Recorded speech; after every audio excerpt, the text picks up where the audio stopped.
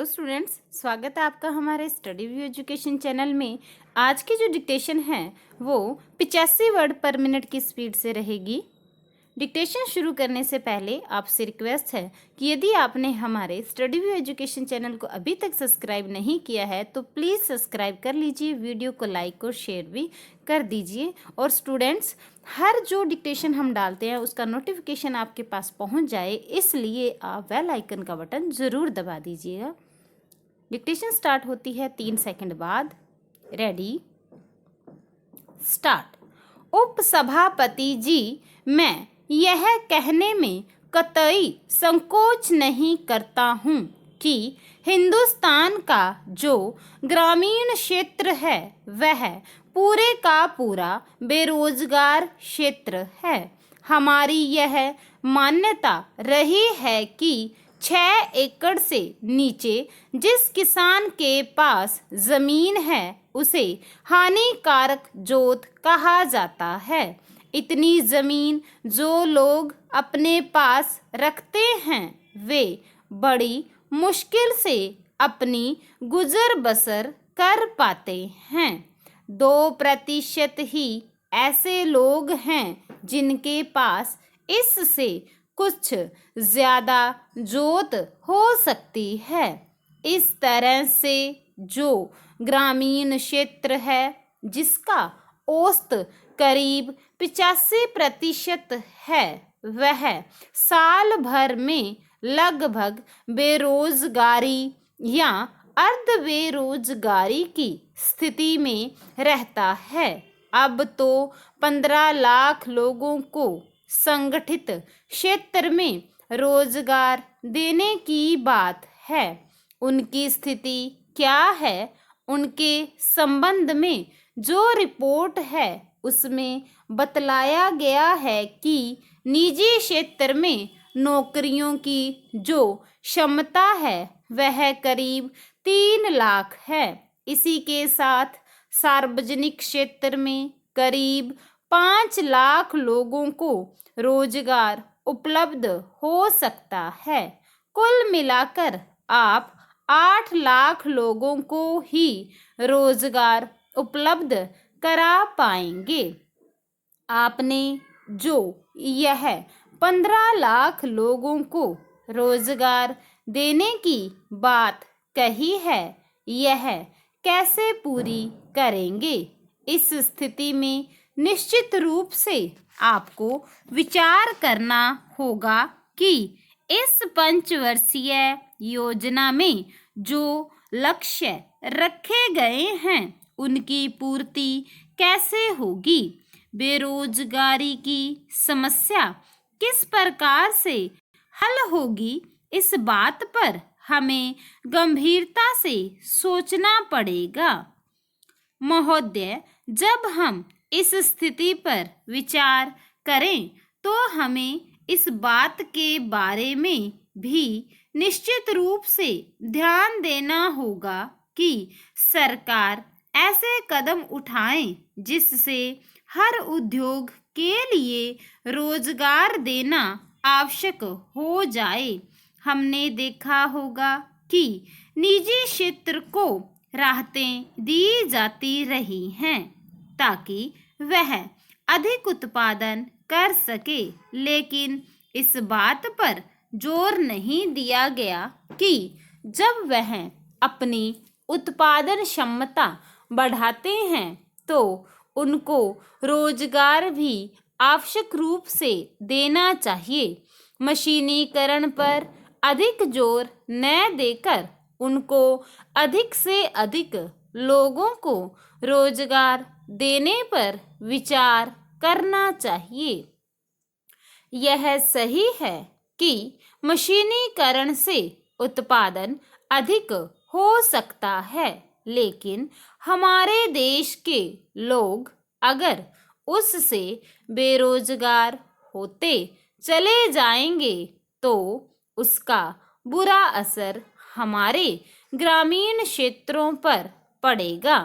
हमारे यहाँ भूमि की सीमा है, उसे बढ़ाया नहीं जा सकता है और उसमें अधिक लोग काम भी नहीं कर सकते हैं। यह जो आर्थिक समीक्षा है, इस पर हमें सही दिशा में सोच विचार करना पड़ेगा और हमें यह मानना पड़ेगा कि अब हम इस स्थिति में आ गए हैं कि जो मूल अधिकार हमें संविधान द्वारा दिए गए हैं, रोटी, कपड़ा और मकान, उन पर हमें नज़र डालनी चाहिए। आज तक हमने संपत्ति को मूल अधिकार माना है। मेरा कहना है कि यह भी एक कारण है जिससे हमारे दृष्टिकोण में परिवर्तन करने में सहायता मिली है। श्रीमान, यह 7वीं योजना उत्पादन, काम और रोटी के नारे से शुरू हो रही है, लेकिन मैं समझता हूँ कि इन तीनों उद्देश्यों को प्राप्त करने के जो तरीके हैं वे आपने ऐसे अपनाए हैं जिनसे लक्ष्य प्राप्त नहीं हो सकते। मान्यवर, उत्पादन 2 जगहों पर हो रहा है, खेती में और कारखानों में। खेती की जो दुर्गति आपके शासन में हो रही है वह सबको मालूम है। खेती के लिए आपके पास कोई योजना नहीं है। कभी भी आपने इस देश की एक एक इंच जमीन को पानी देने का प्रबंध नहीं किया। जहाँ जैसा मन में आया वहाँ वैसा किया।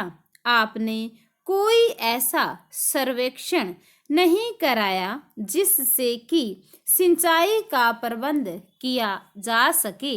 मैं आपसे निवेदन करना चाहता हूँ कि आपके विभाग में जो लोग बैठे हुए हैं उनके दिमाग में यह बात बैठी हुई है कि अगर खेती के माल का दाम बढ़ा दिया जाए तो शहर का आदमी आपसे नाराज हो जाएगा और चुनाव में आपको वोट नहीं देगा। लेकिन मैं आपसे यह कहना चाहता हूँ कि जब तक खेती में जो लागत आती है उसके अनुसार किसान को दाम नहीं मिलेंगे तो वह उत्पादन कैसे बढ़ाएगा।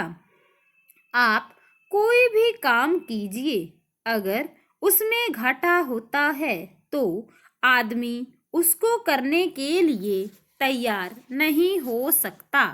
लेकिन किसान तो मजबूर है खेती करने के लिए।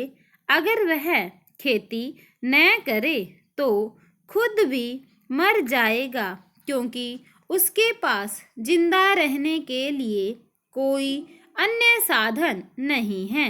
इसका मतलब यह नहीं है कि वह हमेशा घाटा सहता रहेगा और उत्पादन भी करता रहेगा।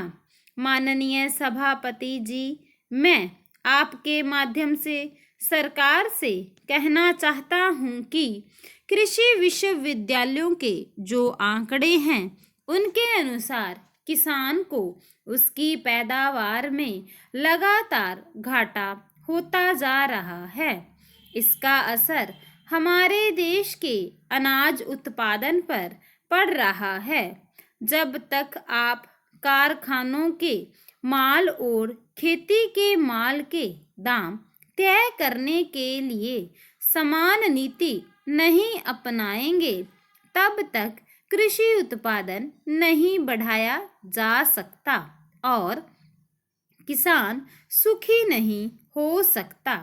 आज किसान का घाटा लगातार बढ़ता जा रहा है और कारखाने वाले मुनाफा कमा रहे हैं।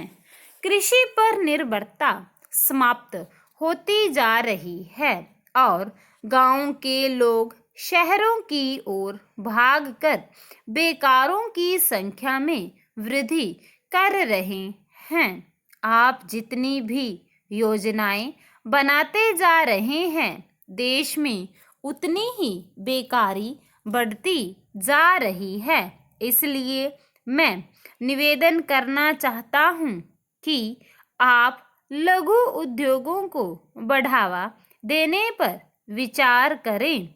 जब तक आप छोटे और कुटीर उद्योगों को बढ़ावा देने की नीति नहीं अपनाएंगे, तब तक इस देश से बेरोजगारी की समस्या को दूर करना संभव नहीं हो सकता।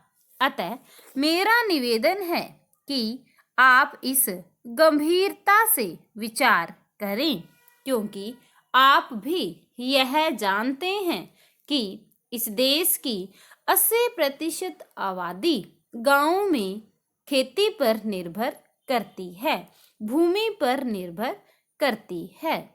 स्टॉप।